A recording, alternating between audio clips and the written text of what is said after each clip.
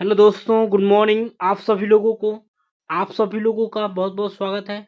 ठीक है, आज की इस हमारे क्लास में तो आज के क्लास में हम लोग 15 प्रश्नों को देखेंगे। 15 को टॉप 15 क्वेश्चंस को देखेंगे। तो सभी दोस्त जल्दी से जुड़ जाइए, क्लास को एक बार शेयर कर दीजिए। जो लोग भी क्लास में पहली बार जुड़े हैं तो प्लीज चैनल को सब्सक्राइब करेंगे एंड बेल आइकन को प्रेस करेंगे, ताकि वीडियो का नोटिफिकेशन डेली आप सभी लोगों को मिल सके। ठीक है, उम्मीद है सभी लोग स्वस्थ होंगे, अच्छे से आप सभी लोगों की स्टडी चल रही होगी। और जितने भी ठीक है क्लास आपने नहीं किया है पीछे का, ठीक है, तो सभी लोग सीरीज से जो चल रही है, ठीक है, उसको आप लोग देखेंगे। ये आज आपका 23 नंबर ठीक है पार्ट होगा, तो सभी पार्ट को देखेंगे। ठीक है, निश्चित ही आप लोगों को क्वेश्चंस को देख के अच्छा लगेगा। ठीक है, और चलिए जो लोग भी जुड़े हैं लास्ट तक जरूर बने रहेंगे। तो पहले प्रश्न को देखेंगे। गर्भावस्था के दौरान किसकी कमी न्यूरल ट्यूब विकृति के लिए उत्तरदायी है? तो बताइए, ठीक है, गर्भावस्था के दौरान किसकी कमी न्यूरल ट्यूब विकृति, तो सभी लोग यहाँ पे बताएंगे क्या हो जाएगा। न्यूरल ट्यूब दोष क्या होता है? तो एक प्रकार का जन्मजात रोग होता है। तो सभी लोग बताइए, न्यूरल ट्यूब विकृति, फॉलिक एसिड, आयरन, कैल्शियम या जिंक। तो देखिए, ठीक है, न्यूरल ट्यूब यानी कि एंटी, ठीक है, न्यूरल ट्यूब, ठीक है, एक जन्मजात विकार है जिसके कारण मस्तिष्क रीढ़ की हड्डी और रीढ़ में विकृतियां होती हैं। यह तब होता है जब भ्रूण के विकास के दौरान, ठीक है, न्यूरल ट्यूब ठीक से बंद नहीं होती है। तो किसकी कमी के कारण होता है? तो ये होता है फोलिक एसिड। क्या हो जाएगा? Folic acid. कल मैंने बताया था। ठीक है, ठीक है, विटामिन कौन सा है? तो सभी लोग बताइए, इसका नाम भी लिखेंगे कमेंट बॉक्स में। ठीक है, यानी कि विटामिन B9 फोलिक एसिड होता है। तो उसकी कमी से क्या होता है? Neural tube defect. ठीक है, न्यूरल ट्यूब डिफेक्ट कब होता, ठीक है, जिसके कारण क्या होता है?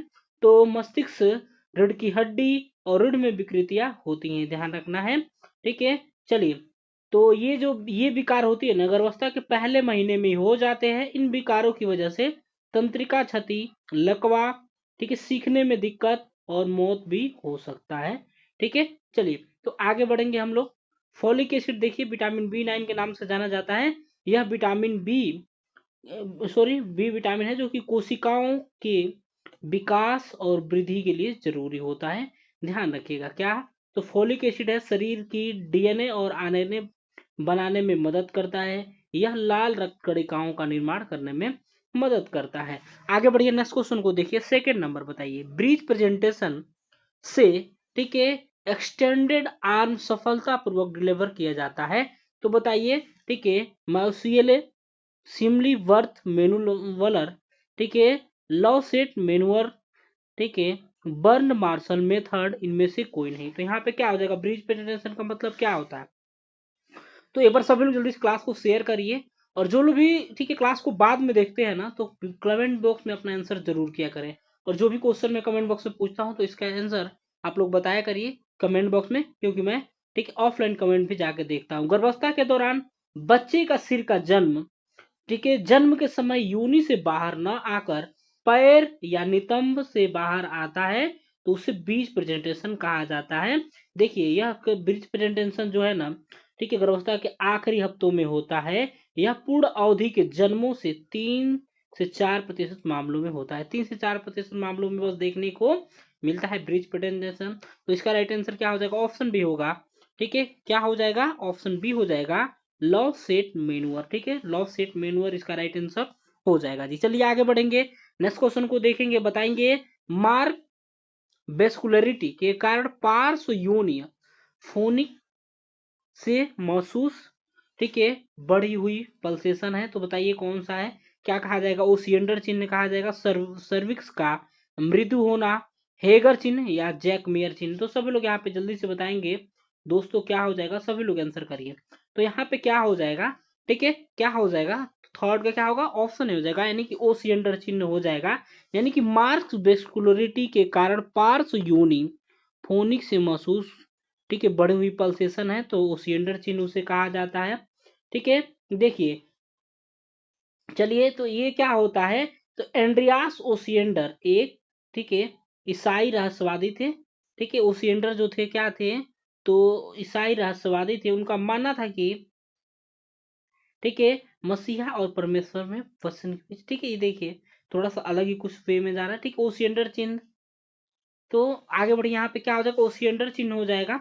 ठीक है, चलिए, तो आगे बढ़ेंगे हम लोग, नेक्स्ट क्वेश्चन को देखेंगे। ठीक है, आगे बढ़िए। ठीक है, तो आगे बढ़िए। देखिए फोर्थ नंबर का, देखिए एचआईवी पॉजिटिव माता से जन्मे बच्चे कि बालक की गर्भाशय का प्रत्यावर्तन पूर्ण, ठीक है, हो जाता है। तो कब हो जाता है? एचआईवी पॉजिटिव यदि माता से जन्मे बच्चे की बालक की गर्भाशय का प्रत्यावर्तन पूर्ण हो जाता है, कब होता है? 6 सप्ताह पे होगा, 8 सप्ताह तक हो जाएगा, 12 सप्ताह तक होगा, या 16 सप्ताह तक हो जाएगा। ठीक है, तो देखिए क्या हो जाएगा यहाँ पे, सभी लोग बताएंगे फोर्थ का। एक बार सभी लोग जल्दी से क्लास को शेयर भी करेंगे। तो ऑप्शन यहाँ पे क्या हो जाएगा? ए हो जाएगा, यानी कि 6 सप्ताह तक हो जाएगा दोस्तों। क्या हो जाएगा? तो यानी कि 6 सप्ताह तक हो जाएगा। राइट आंसर यहाँ पे ध्यान रखिएगा। कब तक? तो 6 सप्ताह तक एचआईवी पॉजिटिव माता से जन्मे बच्चे की सॉरी जन्मे बालक की गर्भाशय में प्रत्यावर्तन पूर्ण हो जाता है। तो ऑप्शन क्या हो जाएगा? ए हो जाएगा। आगे बढ़िए, नेक्स्ट क्वेश्चन को देखेंगे। बताइए फिफ्थ नंबर, योनि में स्ट्रॉबेरी, ठीक है, स्ट्रॉबेरी स्पॉट दिखाई देते हैं। तो योनि में स्ट्रॉबेरी स्पॉट जो है ना, कब दिखाई देंगे? तो बताइए यहाँ पे कब दिखाई देते हैं योनि में स्ट्रॉबेरी स्पॉट? कैंडिडा में, ठीक है, ट्राइकोमोनास में, ठीक है, साइटोमेगलो वायरस में, या हर्पिस सिंप्लेक्स में।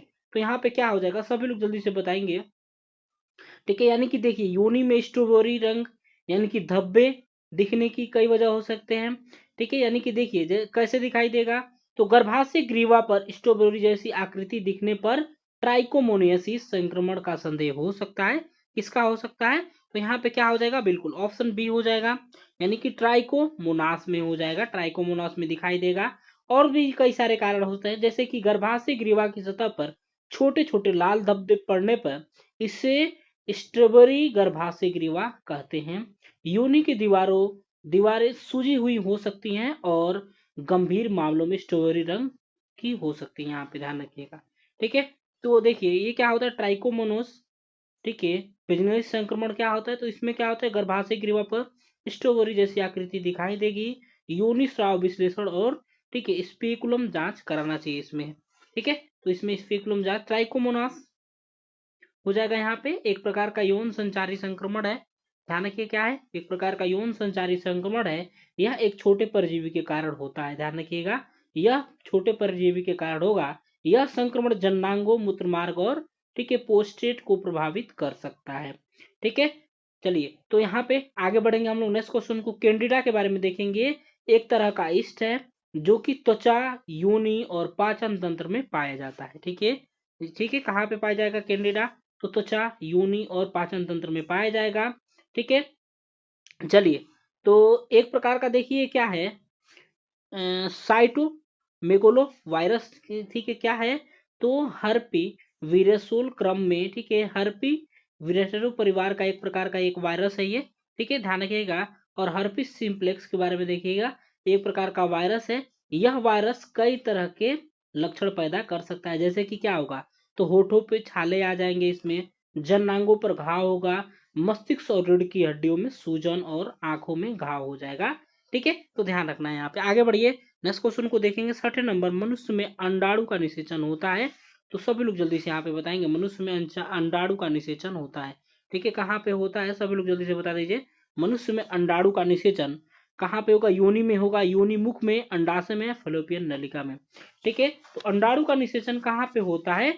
ऑप्शन यहाँ पे क्या हो जाएगा? सिक्स का ऑप्शन डी हो जाएगा, यानी कि फेलोपियन नलिका में, यानी कि एम्पुला में होता है। फेलोपियन ट्यूब के सबसे चौड़े भाग एम्पुला में होता है। ठीक है, तो यहाँ पे देखिए डिंब वाहिनी नलिका भी जिसे कहा जाता है। यह प्रक्रिया शुक्राणु और अंडाणु के मिलने से होता है। कब होता है? तो शुक्राणु और अंडाणु के मिलने से होता है। हर महीने अंडाशय से अंडा, ठीक है, एक अंडा कोशिका निकलती है। यह अंडा कोशिका फेलोपियन ट्यूब में जाती है। कहाँ जाएगी? तो फेलोपियन ट्यूब में जाएगी। फेलोपियन ट्यूब में ही अंडाणु का निषेचन होता है। निषेचन के बाद अंडे से भ्रूण की विकास होती है। ध्यान रखना है।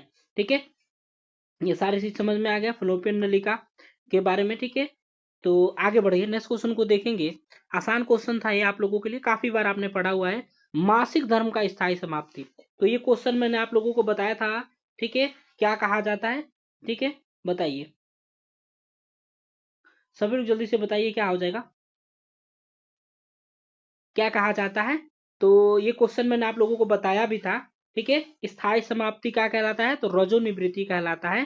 ठीक है, ठीक है, क्या कहलाता है? तो रजोनिवृत्ति कहलाता है। तो इसका ठीक है औसत एज कितना होता है? तो 51 ईयर होता है। ठीक है, 51 ईयर होता है। ठीक है, इसका औसत एज कितना होता है? 51 ईयर होता है। ठीक है, यानी कि मासिक धर्म की स्थायी समाप्ति को रजोनिवृत्ति यानी कि मोनोपोज कहा जाता है। ठीक है, देखिए मोनोपोज इसे कहा जाता है। ध्यान रखिएगा, रजोनिवृत्ति एक प्राकृतिक प्रक्रिया है जो चिकित्सा उपचार या सर्जरी से नहीं होती है। क्या होगा? तो ये एक प्रकार का नेचुरल होता है। जैसे कि मासिक धर्म नेचुरल है, वैसे ही रजोनिवृत्ति, मासिक धर्म का आना नेचुरल होता है, वैसे भी रजोनिवृत्ति भी नेचुरल ही होता है। यानी कि इसे किसी सर्जरी के द्वारा नहीं लाया जा सकता है। ये चीजें ध्यान रखना आप लोगों को। ठीक है, ठीक है। ओलिगोमेनोरिया क्या है आप लोगों का?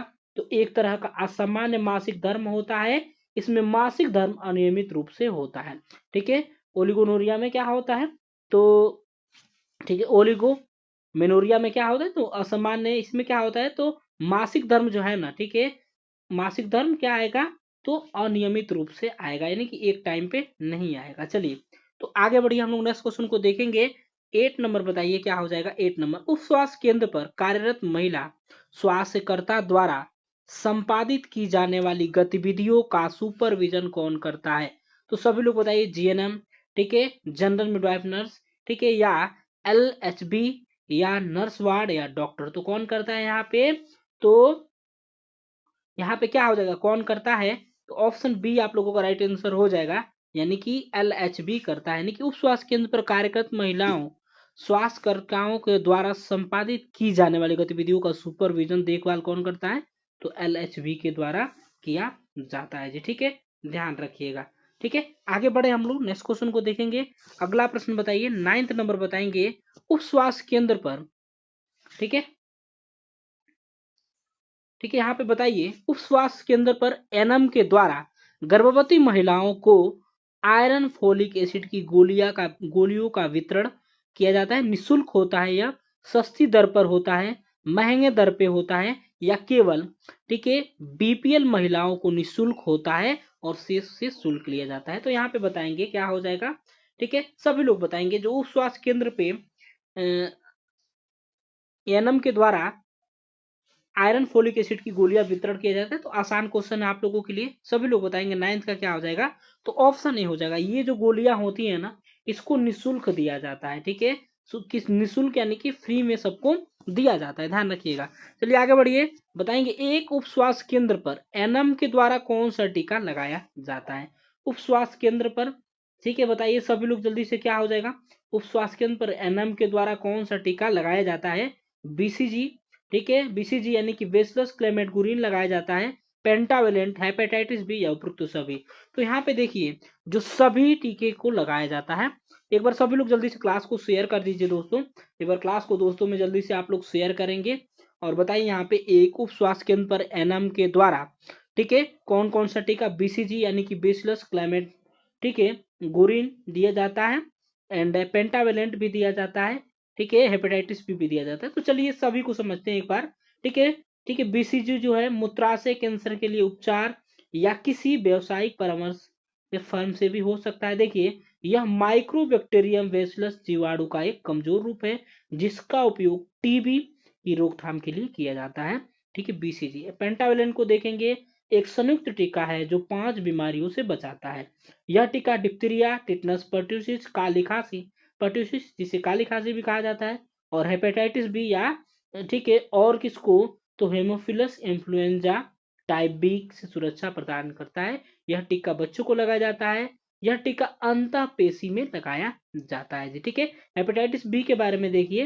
हेपेटाइटिस बी जो है, ठीक है, हेपेटाइटिस बी वायरस के संक्रमण के कारण यकृत में होने वाली जलन और सूजन वायरल के कारण, ठीक है, लगाया जाता है ये हेपेटाइटिस बी का टीका। आगे बढ़िए, नेक्स्ट क्वेश्चन को देखेंगे। तो 11 नंबर बताएंगे, एक गर्भवती महिला को आयरन फोलिक एसिड की गोलियां कम से कम कितने दिन के लिए लेना चाहिए? तो एक गर्भवती महिलाओं को आयरन फोलिक एसिड की गोलियां कम से कम कितने दिन के लिए लेनी चाहिए? आप लोगों को बताना है। 100 दिन, 50 दिन, 280 दिन, या 365 दिन। तो कितने दिन के लिए लेना चाहिए? तो क्या हो जाएगा, ऑप्शन हो जाएगा ए, यानी कि गर्भावस्था के दौरान आयरन फोलिक एसिड की गोलियों को कम से कम 100 दिनों तक लेना चाहिए। गर्भावस्था के दौरान आयरन और फोलिक एसिड गोलियों लेने की सलाह दिया जाता है। और यह कितने दिनों तक लेना चाहिए, तो लेना चाहिए 100 दिनों तक, ठीक है, कम से कम। देखिए गर्भावस्था के पहले 12 सप्ताहों में फोलिक एसिड लेना चाहिए। गर्भावस्था के दौरान आयरन की कमी से होने वाले एनीमिया को रोकने के लिए आयरन की गोलियां लेनी चाहिए। चलिए आगे बढ़िए, 12 नंबर को देखेंगे। निम्नलिखित वाक्यों में से छिद्रवाहिनी गुहा, ठीक है, छिद्रविहीन गुहा के बारे में सही वाक्य कौन सा है। तो छिद्रविहीन गुहा क्या है, तो एक जन्मजात दोष है जिसमें गुदा का द्वार गायब या अवरुद्ध होता है। इसमें गुदा का द्वार नहीं होता है। तो यहाँ पे सभी लोग जल्दी से बताएंगे, ठीक है। तो क्या हो जाएगा, 12 का सभी लोग बताइए, ऑप्शन सी हो जाएगा। यह एक जन्मजात विकृति होती है। क्या होता है, यह एक प्रकार की जन्मजात विकृति होती है। यह समस्या भ्रूण के असामान्य विकास के कारण होती है। छिद्रविहीन गुदा मलाशय और गुदा के अन्य असमानताओं के कारण भी हो सकता है। इसमें क्या होता है, तो गुदा द्वार गायब या अवरुद्ध रहता है, ध्यान रखिएगा। चलिए तो ऑप्शन सी इसके लिए सही कथन हो जाएगा। आगे बढ़िए, 13 नंबर को देखेंगे, बताइए क्या हो जाएगा। ठीक है, निम्नलिखित में से ठीक है, नवजात में श्वास रोध का कारण है। तो नवजात में श्वास रोध का कारण कौन सा है, इसमें से सभी लोग जल्दी से बताएंगे। यानी कि अवरोधित प्रसव प्रसव हो सकता है, गंदे पानी का श्वसन मार्ग में चूसड़ हो जाएगा, गर्दन के चारों ओर नाभि नाल का सख्ती से लिपटा होना होगा, या उपयुक्त सभी हो जाएगा। तो सभी लोग यहाँ पे बताएंगे निम्नलिखित में से कौन सा नवजात में श्वास रोध का कारण है। तो 13 का सभी लोग बताइए, यहाँ पे क्या हो जाएगा 13 का, तो ऑप्शन डी हो जाएगा, ठीक है, ऑप्शन डी हो जाएगा यहाँ पे, यानी कि उपयुक्त सभी होगा। दोस्तों एक बार सभी लोग जल्दी से क्लास को शेयर कर दीजिए। सभी लोग क्लास को दोस्तों में जल्दी से आप लोग शेयर करेंगे, ठीक है, जल्दी से शेयर कर दीजिए दोस्तों, ठीक है। और लास्ट तक सभी लोग बने रहेंगे, लास्ट में अपना स्कोर भी आप लोग बताएंगे। और बताइए यहाँ पे क्या हो जाएगा, तो ऑप्शन डी हो जाएगा, ठीक है, यानी कि अवरोधित प्रसव, गंदे पानी का श्वसन मार्ग में चूसड़, गर्दन के चारों ओर नाभि नाल का सख्ती से लिपटा होना, ये सभी आप लोगों का हो जाएगा, ठीक है। अवरोध के कारण कई सारे होते हैं, गर्भनाल में प्रवाह में बाधा भी हो सकता है, भ्रूण में गंभीर संक्रमण के कारण भी हो सकता है, ठीक है, माँ में गंभीर बीमारी, ठीक है, समय से पहले जन्म लेना, ये सारी चीजें, कई सारी चीजें इसकी कारण हो सकती हैं। तो ऑप्शन के अकॉर्डिंग ये आप लोगों का दिया गया है ना, ठीक है, ये पूरे सही हो जाएंगे। 14 को देखेंगे, सीपीआर का उपयोग प्रायः किस बीमारी के दौरान किया जाता है। तो सीपीआर के बारे में बताएंगे, कार्डियो पल्मोनरी, ठीक है, ठीक है, रिसिस्टेशन। तो सब लोग यहाँ पे जल्दी से बताइए क्या हो जाएगा, ठीक है। तो 21 में श्वास रोध में, निमोनिया में, पीलिया, डायरिया, ठीक है, तो ना तो निमोनिया में, ना तो पीलिया में, ना डायरिया में, किसमें दिया जाता है, तो ऑप्शन ए श्वास रोध में दिया जाता है, ध्यान रखिएगा, ठीक है। कार्डियक अरेस्ट, ठीक है, में किसी व्यक्ति की जान बचाने का तरीका है, ठीक है, यानी कि श्वास लेने में जब प्रॉब्लम होगी तो उस समय भी सीपीआर दिया जाता है। तो ये भी कई प्रकार का, जैसे मुंह में, ठीक है, देखिए कई कई लोग देखिए डूबते रहते हैं ना, तो उनको सीपीआर दिया जाता है, ठीक है। तो देखिए, ठीक है, यहाँ पे क्या हो जाएगा आप लोगों का ऑप्शन, ठीक है, ए हो जाएगा, यानी कि श्वास रोध का मतलब सांस रोकना या सांस को बाहर निकालने से रोकना, इसे श्वास रोध कहेंगे। इसमें क्या होता है, तो इसकी वजह से दम घुट सकता है, क्या होता है, दम घुटने के कारण मृत्यु भी हो सकती है, इसलिए सीपीआर दिया जाता है। चलिए आगे बढ़िए, एंड लास्ट क्वेश्चन को देखेंगे आज के, ठीक है। अबगार स्कोरिंग के दौरान निम्न लक्षण का आकलन किया जाता है। तो अबगार स्कोरिंग के दौरान बताइए, ठीक है, निम्न लक्षण का आकलन किया जाता है। सभी लोग एक बार जल्दी से बता दीजिए दोस्तों क्या हो जाएगा। तो अबगार स्कोरिंग में क्या, तो नवजात शिशुओं की शारीरिक स्थिति का आकलन करने का एक मानकीकृत तरीका है। यह स्कोरिंग सिस्टम वजन के बाद शिशु की हृदय गति, श्वसन, मांसपेशियों की, ठीक है, और टोन, रंग और रिफ्लेक्स जैसी चीजों को मापता है। तो इसमें देखिए सभी चीजों क्या मापेगा, त्वचा का रंग, ठीक है, हृदय की धड़कन, श्वसन दर, या, ठीक है। तो यहाँ पे क्या हो जाएगा, उपयुक्त तो सभी हो जाएगा, ठीक है। अब गार स्कोरिंग में क्या क्या, तो तापमान नहीं मापा जाता है, इसमें तापमान नहीं मापा जाता है। देखिए अब कार स्कोरिंग की शुरुआत कब किया गया था, तो इसका शुरुआत कब किया गया था, तो 1952 में, ठीक है दोस्तों। तो 1952 में डॉक्टर वर्जीनिया अबगार ने किया था, ठीक है। अबगार स्कोरिंग, ठीक है, 1, 0 या 2 अंक दिए जाते हैं, ठीक है, 1 से 10 तक होता है इसमें, ठीक है, 1 से 10 तक अबगार स्कोरिंग किया जाता है। तो ध्यान रखिएगा, ठीक है। आमतौर पे जन्म के 5 मिनट के अंदर अबगार स्कोर लिया जाता है, जन्म के 5 मिनट के अंदर इसमें त्वचा के रंग का आकलन किया जाएगा, हृदय की अति के धड़कन की दर का और श्वसन दर का। यदि मान लीजिए इसमें तापमान दिया रहता तो फिर एक आपको देना पड़ता कोई जो सटीक रहता, तो तापमान इसमें नहीं दिया है, कई जगह तापमान दे देगा तो तापमान का आकलन नहीं किया जाता है। ठीक है, तो ये रहा आपका 15 प्रश्न। चलिए मिलेंगे आप सभी लोगों से कल सुबह 9 बजे। ठीक है, तब तक के लिए bye bye, take care, thank you so much for watching. उम्मीद है सभी लोगों को क्लास अच्छा लगा होगा। तो क्लास यदि आपको अच्छा लगा हो तो वीडियो को दोस्तों में शेयर करेंगे ज़्यादा से ज़्यादा, एक बार लाइक करिएगा, और जो भी क्वेश्चन आप लोगों से पूछा जाता है तो कमेंट बॉक्स में जरूर बताइएगा। ठीक है, चलिए bye bye, take care, thank you so much for watching, have a great day. मिलते हैं अगली क्लास में।